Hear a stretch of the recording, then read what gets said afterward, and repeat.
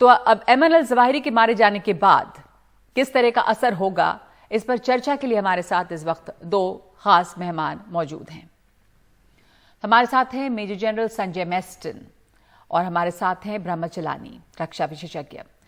Major general Sanjay Meston, मैं सबसे पहले आपसे समझना चाहती हूं कि इसको एमन अल जवाहिरी को मारने में CIA का जो ऑपरेशन हुआ वो आप अपने तजुर्बे से अगर बताएं और आप क्या समझ पाए हैं, किस तरह से क्या मिसाइल इस्तेमाल की गई, कहां से ये ड्रोन उड़ा होगा, कैसे ये ऑपरेशन हुआ। नगमा, जय हिंद। ये जो ऑपरेशन किया गया है अमेरिका द्वारा, ये बहुत ही बेहतरीन एक्सीलेंट ऑपरेशन हुआ है और बिल्कुल प्रिसीशन टारगेटिंग हुई है और बिल्कुल इसमें कोलैटरल डैमेज नहीं हुआ है। वो उनका इरादा था, बहुत क्लियर मकसद था, तो उस लिहाज से बहुत अच्छी हुई है। अभी सवाल उठता है ये कैसे किया होगा। टारगेट को आइडेंटिफाई, सबसे पहले है टारगेट को ट्रैक करना, आइडेंटिफाई करना, वेरीफाई करना, और जब वेरीफाई हो जाता है तो उसके बाद उसको डिस्ट्रॉय करना। ये एक लॉन्ग टर्म प्रोसेस है और पाकिस्तान का इसमें क्या रोल है उसके बारे में भी हम बाद में बात करेंगे। लेकिन ये कैसे हुआ होगा, देखिए, तालिबान ने जब टेक ओवर किया था पिछले साल 15 अगस्त के बाद, तो उस समय अमेरिका जब निकली है तो अमेरिका वहां पर 20 साल रहा है और आपको पता है वहां इंटरनेशनल सिक्योरिटी असिस्टेंट फोर्स के तौर पे वो लीडर था अमेरिका, जिसमें 49 कंट्रीज शामिल थे और वहां पर पाकिस्तान के 4 कर्नल्स भी लिएजन ऑफिसर ISAF हेडक्वार्टर में मौजूद थे। मेरा इंटरेक्शन ISAF जनरल्स के साथ काफी होता था। तो जाहिर है कि जब अमेरिका निकला है, इनकी एम्बेसी बहुत बड़ी थी, ISAF हेडक्वार्टर है, तो और हर रीजन में इनकी नेटवर्किंग बहुत अच्छी थी, इंटेलिजेंस नेटवर्क। और मेरा तजुर्बा है अफगानिस्तान में, और ये यूके ने भी किया था ब्रिटिश इंडिया को जब वो रूल कर रहे थे। देखिए, उन्होंने डिवाइड एंड रूल की फिलॉसफी की है और वहां पर मैंने देखा था कि बाय एंड लार्ज वहां पर लोग पैसों से खरीदे जाते हैं। It is a game of money. तो मनी पावर यूज हुआ है और मोटिवेशन हुआ है, और कई लोग तो तालिबान से नफरत करते हैं। आपको पता है रेजिस्टेंस मूवमेंट चल रहा था जी, वो खत्म किया तालिबान ने। तो काफी वहां पर लोकल्स हैं, उसमें पश्तून शामिल हैं जो तालिबान के सख्त खिलाफ है। तो इसको मैं बस ये समाप्त कर देता हूं कि उनके पास लोकल इंटेलिजेंस या लोकल एसेट बहुत ज्यादा थे जी, और उनका इन्होंने भरपूर इस्तेमाल किया। साथ ही उन्होंने सर्वेलेंस, जिसको हम बोलते हैं इलेक्ट्रॉनिक इंटेलिजेंस, साइबर इंटेलिजेंस और एरियल सर्वेलेंस, ये सारी चीजों का इस्तेमाल किया है और प्रिसाइज टारगेटिंग किया। तो उन्होंने इसको पहले तो बोलिए।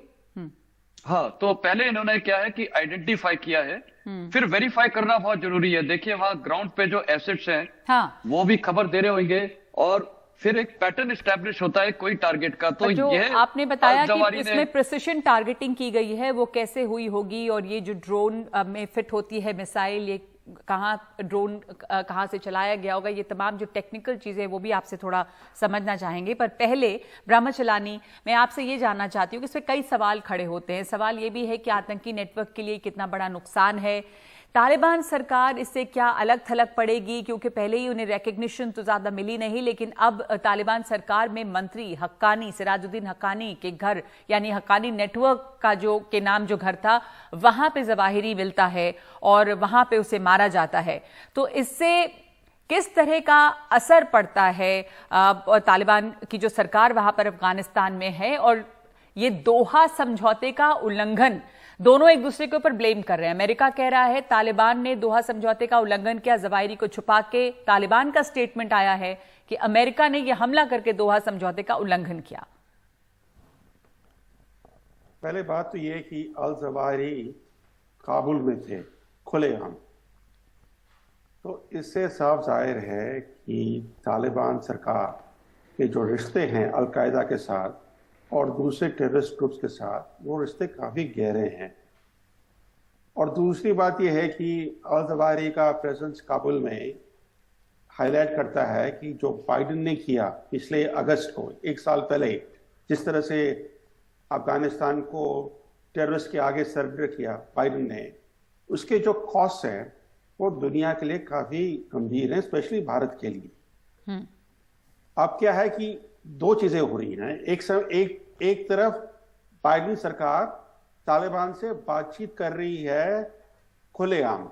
3 दिन पहले बाइडेन सरकार ने एक प्रेस रिलीज इशू की थी जिसमें कहा गया था कि ताशकंद में बातचीत हुई रिसेंटली 3.5 बिलियन डॉलर्स रिलीज करने के बारे में।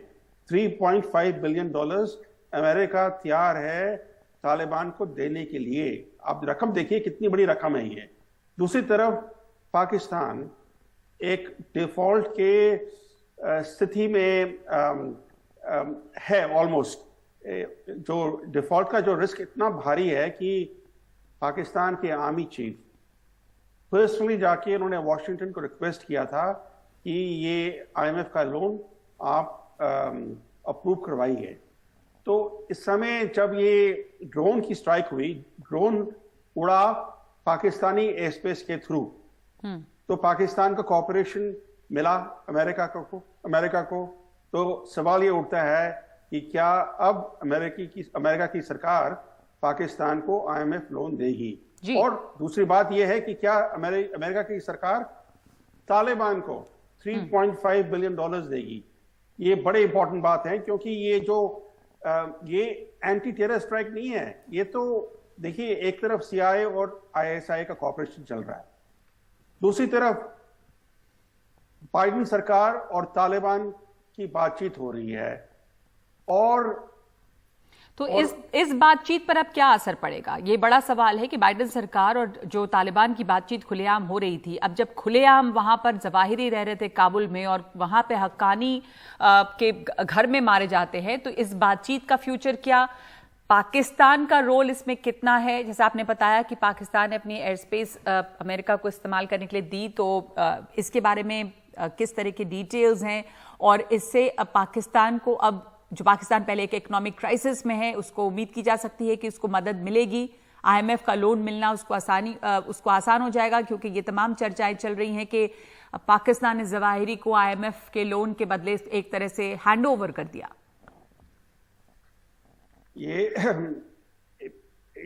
अगर आप इसको एक बिग पिक्चर से देखें, एक तरफ अमेरिका कह रहा है कि रूस रूल्स बेस्ड ऑर्डर में नहीं मानता, इंटरनेशनल लॉ में नहीं मानता जी। और दूसरी तरफ आप देख रहे हैं कि अमेरिका ने एक और असैसिनेशन किया है।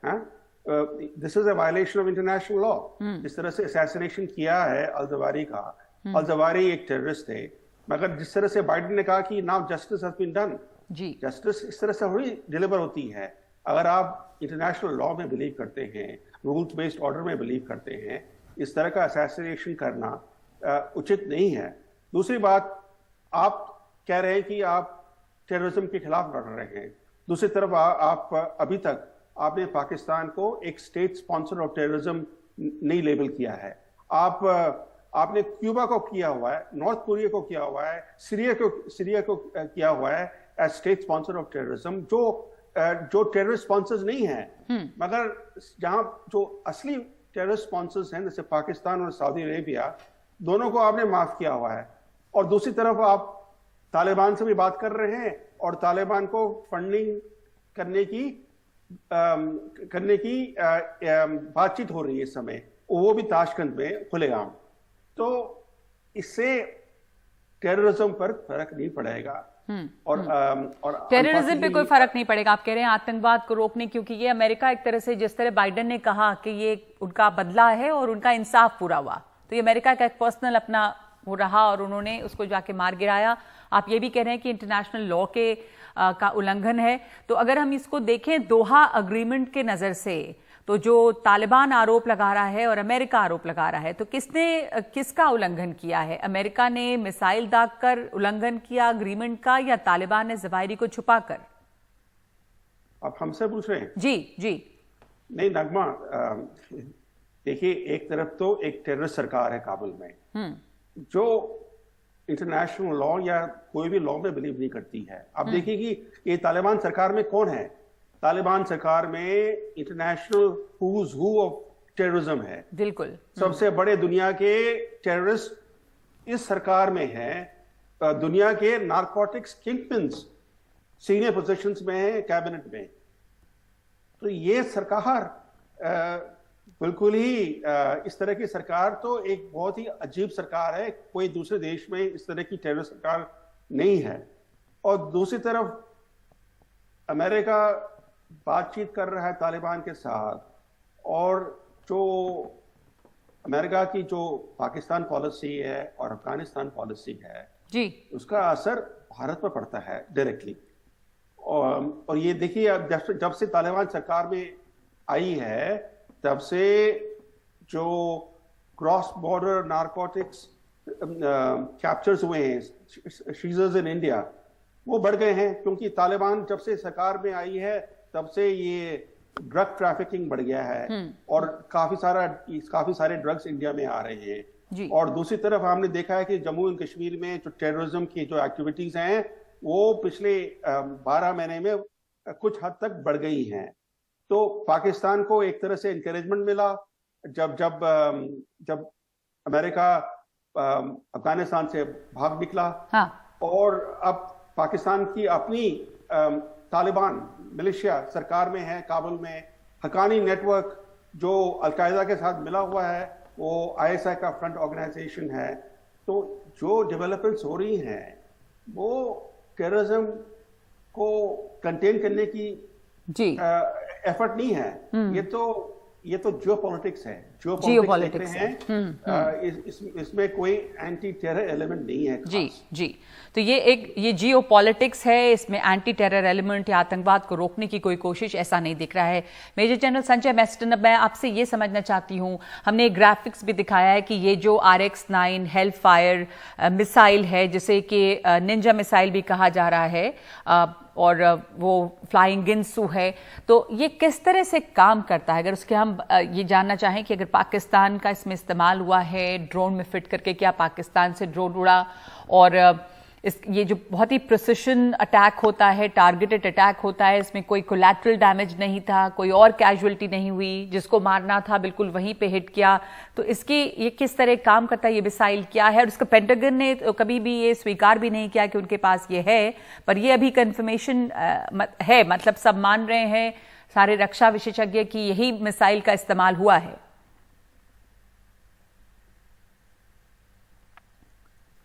मेजर जनरल मेस्टन, आपकी आवाज नहीं आ रही है, शायद आपकी ऑडियो आपने म्यूट किया है, आप अपने को अनम्यूट करके बात करें। हाँ, अभी आ रही है। मैं जब अफगानिस्तान में था, मैंने एक चीज बहुत अच्छी देखी थी अमेरिकन सेना द्वारा। वहां पर जैसे इनके पास हमवी व्हीकल्स थे और वहां पर आईडी अटैक्स काफी होते थे, तो वहां क्या होता था कि जैसे कोई अटैक होगा, टाइप ऑफ आईडी को आइडेंटिफाई करके उसकी डिटेल रिपोर्ट जाती थी पेंटागन में, और वहां पर तुरंत research and development team modify करती थी। वो जानती थी कि क्या कमजोरी है उस इक्विपमेंट या हथियार में, और उसको मॉडिफाई करके विद इन 1 ईयर इंडक्शन शुरू हो जाता था। तो ये उनका वहां बेसिक कंसेप्ट था कि ट्रुप्स जो उनके ऑपरेट कर रहे हैं उनको ईज होनी चाहिए और उनकी कैजुअलिटीज कम होनी चाहिए। तो अब यहाँ पर चलते हैं हेलफायर का। देखिए, ये जो टारगेटिंग थी, इसमें भी अमेरिकन मुद्दा बहुत क्लियर था कि कोलैटरल डैमेज नहीं होना चाहिए, और उसकी मैं सराहनीय करना चाहूंगा, क्योंकि आप देखिए रूस यूक्रेन वॉर में हर दिन कितना कोलैटरल डैमेज हो रहा है, बच्चे, सिविलियंस, औरतें कितना मर रही हैं। तो ये आजकल इसका इंटरनेशनल रैमिफिकेशंस होते हैं। तो इसीलिए इनका इरादा था कि सिर्फ एक्चुअल टारगेट को टारगेट करना, तो कोलैटरल डैमेज को प्रिवेंट करना। तो ये जो हेलफायर मिसाइल है, इसको इन्होंने मॉडिफाई करके, और इसमें क्या है कि इन्होंने जीपीएस कोऑर्डिनेट्स तो लगाए हैं, जो उसकी वो नोज आगे की है उसको डायरेक्ट करने के लिए प्रिसीशन में, लेकिन मेन था कि how to prevent collateral damage. अब आपने ये फोटो में भी देखा है कि बिल्डिंग में कोई डैमेज नहीं हुआ है, तो उसको प्रिवेंट करने के लिए ऑब्वियसली बारूद बहुत कम मात्रा में होगा जी। और ये जो फिन्स लगे हुए, ये जो ब्लेड्स हैं, जिसको अभी निंजा बॉम्ब भी बोलते हैं, ये मॉडिफिकेशन किया है, और इसकी वजह से जहां पर भी ये लैंड हुआ और ये ब्लेड जब निकलते हैं हर डायरेक्शन में, तो ये बहुत इमीडिएटली कटिंग करते हैं। और आप सोच ले, ह्यूमन फ्लेश तो जैसे सब्जी काटते हैं वैसे कट गई, इम्पैक्ट होता होगा। तो इस प्रकार इन्होंने ये मॉडिफाई किया, और एम इनका क्लियर था, टू प्रिवेंट कोलैटरल डैमेज। तो इसीलिए इन्होंने इसका इस्तेमाल किया गया है। अब है कि ये कितने दिन से ये चल रहा होगा।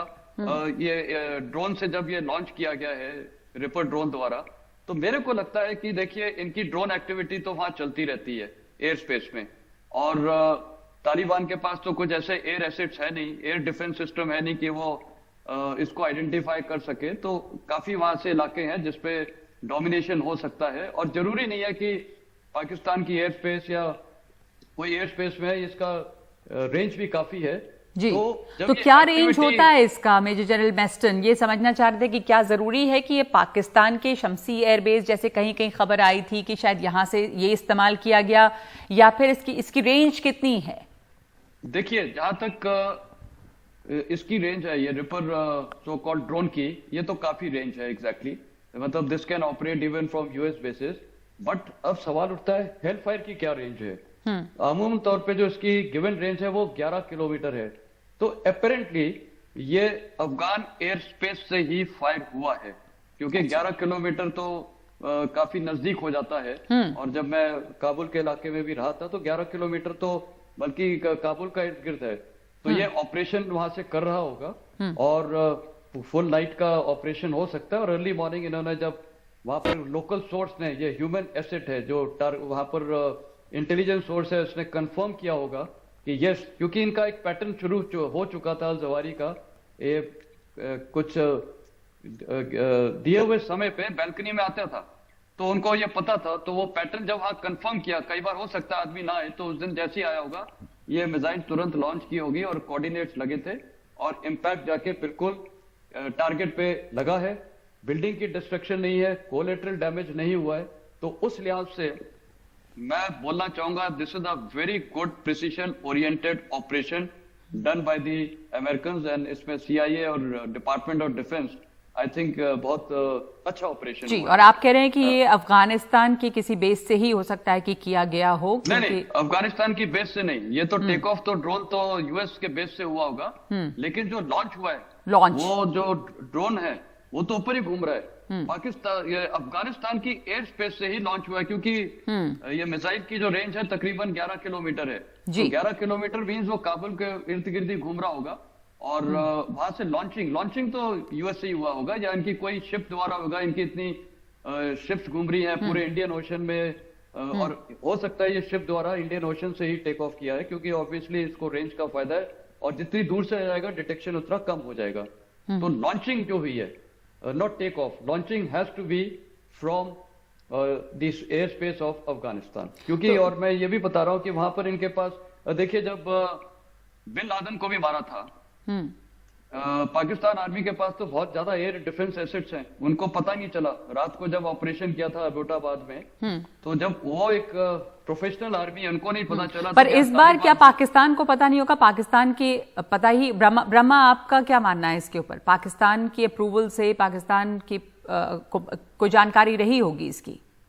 डेफिनेटली उसके बारे में तो कोई दो राय नहीं हो सकती है, क्योंकि ये जो ड्रोन है ये नॉर्मली ये कटर से लॉन्च करते हैं ड्रोन को, और तो ये ड्रोन आया होगा थ्रू अरेबियन सी, क्योंकि अफगानिस्तान तो एक लैंड लॉक कंट्री है जी।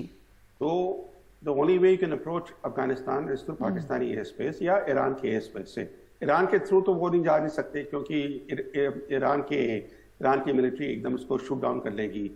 तो ये पाकिस्तानी एयर स्पेस से अफगानिस्तान गया था ये ड्रोन, और फिर काबुल के ऊपर से उन्होंने ये हेलफायर मिसाइल फायर किया ड्रोन ने।